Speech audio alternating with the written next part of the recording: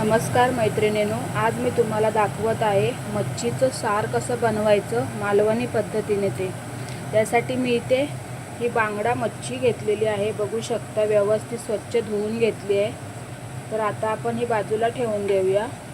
त्यासाठी मी इथे ओलं खोबरं घेतले। हे इथे तिरफळ म्हणून आहे, त्रिफळा, याने आपल्या आमटीला चव छान येते मच्छीच्या। इथे मी फोडणीसाठी कांदा घेतला आहे आणि हे वाटण करण्यासाठी मी धने घेतले आहेत, मिरची घेतली आहे, संकेश्वरी मिरची, इथे कांदा आहे, लसूण आहे, आलं आणि थोडीशी कोथिंबीर। आता हे सर्व जिन्नस आपण मिक्सरमध्ये एकदम बारीक वाटून घेऊया। मिक्सरमध्ये वाटण्यासाठी पहिल्यांदा मी ही मिरची घेतली आहे, हे धने टाकले आहेत, थोडीशी कोथिंबीर, हे आलं, लसूण,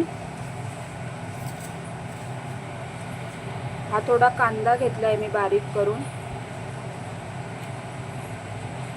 आणि ही त्रिफळाने आपल्या मच्छीच्या साराला खूप छान टेस्ट येते, म्हणून तीही घ्यायची आहे। त्यानंतर हे जे ओलं खोबरं घेतलेलं आहे तेही खोबरं टाकून घेते आहे मी। हे सर्व आता मिक्सरमध्ये थोडं पाणी टाकून आपण एकदम बारीक पेस्ट करून घ्यायची आहे। बघू शकता छान सुंदर अशी बारीक पेस्ट करून घेतली आहे मी। आता आपण याची फोडणी देऊन घेऊया। इथे मी एक भांड गरम करत ठेवले, त्याच्यामध्ये आता आपण तेल ओतून घेऊया थोडं फोडणीसाठी। तेल छान असं व्यवस्थित गरम झाले, त्यात आपण कांदा टाकून घेऊया। कांदा बघू शकता व्यवस्थित भाजला गेला आहे, एकदम करपवायचं नाही आहे। आता आपण त्यात वाटण टाकून घेऊया।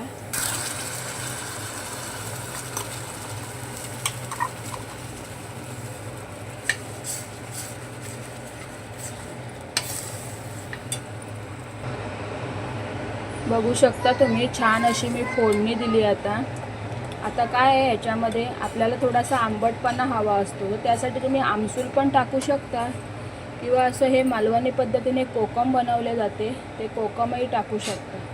आता या साराला थोडीशी उकळी यायला द्यायची आहे। थोडंसं उकळी आली की त्याच्यामध्ये आपण मच्छी टाकून घ्यायची आहे। साराला छान अशी उकळी आली आहे, त्यात आपण आता ही मच्छी सोडून घेऊया आणि व्यवस्थित 10 मिनटं उकळायला ठेवायचं। मच्छीचं सार बनवायला जास्त वेळ लागत नाही, जास्तीत जास्त 10 ते 15 मिनटं लागतात। तर आपण आता हे 5 ते 7 मिनटं अजून उकळायला ठेवूया की आपलं सार तयार झालेलं आहे। बघू शकता किती छान असं उकळून आलं आहे, स्मेलही खूप छान येतोय, सुगंध सुटला आहे। मच्छी ही छान व्यवस्थित शिजली गेली आहे। आता आपलं हे मच्छीचं सार तयार झालेलं आहे। तुम्हाला जर माझी रेसिपी आवडली असेल तर लाईक करा, शेअर करा आणि सबस्क्राईब करायला विसरू नका। थँक्यू।